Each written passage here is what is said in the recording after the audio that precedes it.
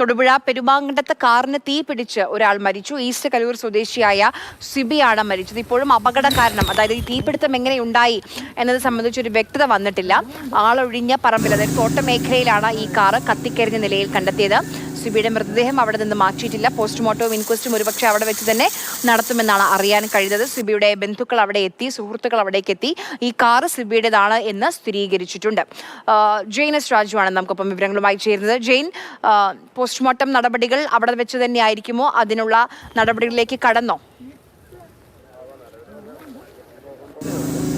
ഇല്ല, പോസ്റ്റ്മോർട്ടത്തിനായി മൃതദേഹം ഇവിടെ നിന്ന് മാറ്റും. പക്ഷേ ഇൻക്വസ്റ്റ് നടപടികൾ ഇവിടെ തന്നെ ആയിരിക്കും. ഫോറൻസിക് ഉദ്യോഗസ്ഥർ ഇങ്ങോട്ടേക്ക് എത്തേണ്ടതുണ്ട്. അപ്പോൾ അത് അവർ എത്തിയതിന് ശേഷം മാത്രമേ അതുമായി ബന്ധപ്പെട്ട നടപടികൾ ഉണ്ടാകൂ.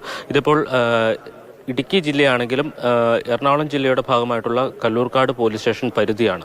അപ്പോൾ അതുകൊണ്ട് തന്നെ ഫോറൻസിക് ഉദ്യോഗസ്ഥർ എത്തേണ്ടത് ആലുവയിൽ നിന്നാണ്. അപ്പോൾ അത്രയും ഒരു താമസം ഉണ്ടാകും. അതുകൊണ്ടാണ് ഇത്രയും സമയം ഇതിനായി കാത്തിരിക്കുന്നത്.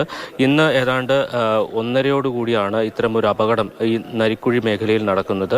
ഇത് ഒരു തോട്ടം മേഖല എന്ന് പറഞ്ഞാൽ റബ്ബർ തോട്ടങ്ങൾ നിറയുള്ള ഒരു മേഖലയാണ്. ഇതിൽ പ്ലോട്ടുകളായി തിരിച്ച് വിൽക്കാനിട്ടിരിക്കുന്ന ഈ സ്വകാര്യ വ്യക്തിയുടെ ഭൂമിയിലാണ് ഈ കാറ് കിടന്നിരുന്നത്. ഒരു മാരുതി 800 കാറാണ്. ഈ കാറ് ഈ ഗേറ്റ് കടന്ന് അകത്തേക്ക് കയറി ഏതാണ്ട് ഒരു 1.5 മീറ്റർ അകത്തേക്ക് കയറിയതിന് ശേഷം അവിടെ വെച്ചിട്ട് പൂർണ്ണമായും കത്തിക്കരിഞ്ഞ നിലയിലാണ്.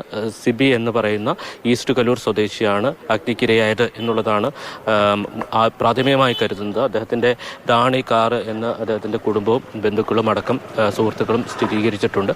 പക്ഷേ അപകട കാരണം എന്ത് എന്നത് സംബന്ധിച്ച് ഇപ്പോഴും അവ്യക്തത നിലനിൽക്കുകയാണ്. കാരണം ഈ അദ്ദേഹം ഈസ്റ്റ് കലൂർ ഭാഗത്ത് നിന്ന് കുമാരമംഗലം തൊടുപുഴ ഭാഗത്തേക്ക് പോവുകയായിരുന്നു എന്നാണ് കരുതുന്നത്.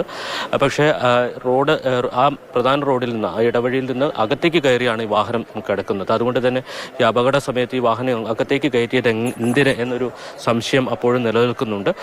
അതോടൊപ്പം തന്നെ അദ്ദേഹത്തിൻ്റെ ജീവിത സാഹചര്യം, സ്വയം ജീവനൊടുക്കേണ്ട ഒരു സാഹചര്യം ഇല്ല എന്നുള്ളതാണ് ബന്ധുക്കളും അടുത്ത സുഹൃത്തുക്കളും അടക്കമുള്ളവർ പറയുന്നത്. കാരണം സാമ്പത്തികമായി നല്ല ഭദ്രതയുള്ള ഒരാളാണ്. റിട്ടയർഡ് ബാങ്ക് ജീവനക്കാരനാണ്, ബാങ്ക് മാനേജറായിരുന്നു. അദ്ദേഹത്തിന്റെ ഭാര്യ അധ്യാപിക. എന്താണ് ഈ തീപിടുത്തത്തിനുള്ള കാരണം? അതാണ് നമുക്ക് ഇനി അറിയേണ്ടത്. ആത്മഹത്യയാണ് എന്ന് ചില അഭിപ്രായങ്ങളൊക്കെ അവിടെ നിന്ന് ഉയരുന്നുണ്ട്. പക്ഷെ അങ്ങനെ ഒരു സാമ്പത്തികമായ എന്തെങ്കിലും ബാധ്യതയോ കുടുംബ പ്രശ്നങ്ങളോ സിബി അഭിമുഖീകരിക്കുന്നില്ല എന്നും സുഹൃത്തുക്കൾ പറയുന്നുണ്ട്. കത്തിനശിച്ച കാറ് ഈസ്റ്റ് സ്വദേശിയായിട്ടുള്ള ഈ എരപ്പന സിബി എന്ന് പറഞ്ഞ ആളുടെ വാഹനമാണ്. അപ്പോൾ മക്കൾ വന്ന് വാഹനം കൺഫേം ചെയ്തിട്ടുണ്ട്.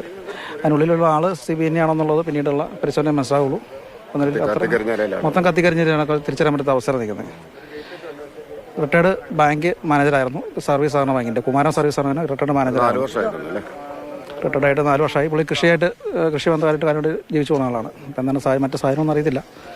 ഇപ്പം നിലവിൽ മക്കളൊന്നൊക്കെ വണ്ടി കൺഫേം ചെയ്തിട്ടുണ്ട്. ഇനി ബോഡി കൂടെ പോലീസിന്റെ പരിശോധന മാത്രമാണ്. അതിനറിയത്തില്ല. നമ്മൾ അറിയിച്ചു.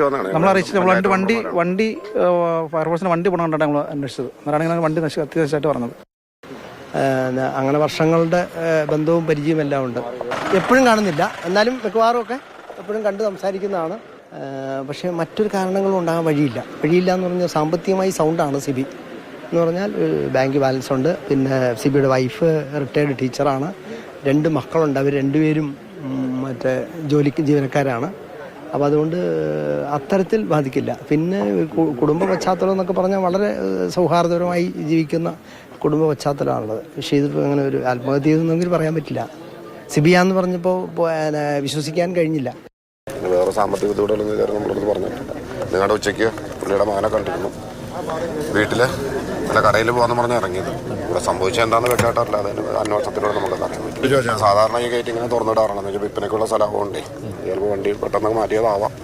വ്യക്തമായിട്ട് അറിയില്ലല്ലോ. നമുക്കത് കാണാതെ അറിയാൻ പറ്റി പറയാൻ പറ്റില്ല. അത് നല്ലൊരു മനുഷ്യനായിരുന്നു, ഒരു കർഷകനും നമ്മുടെ സാധാരണ ബാങ്കിലെ ഒരു മാനേജറുമായിരുന്നു.